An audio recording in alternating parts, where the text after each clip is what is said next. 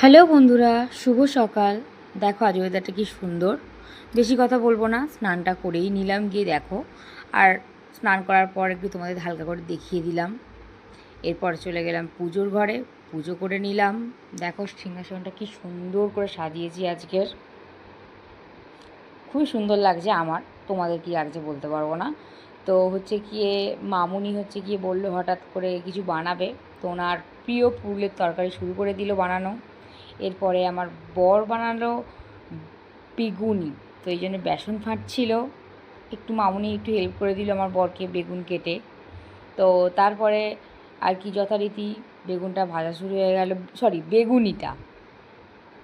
তারপরে এইটাই হচ্ছে আসল পুরুলের তরকারি, যেটা হচ্ছে আমার শাশুড়ি মায়ের প্রিয়।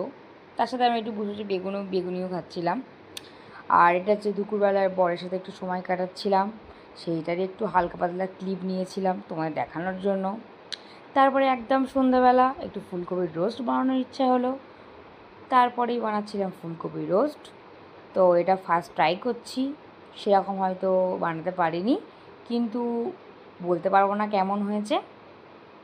এটা হচ্ছে আমার ফুলকপির রোস্টের ফাইনাল লুক, তোমরা দেখো কেমন কালার এসেছে। আর বেশি কিছু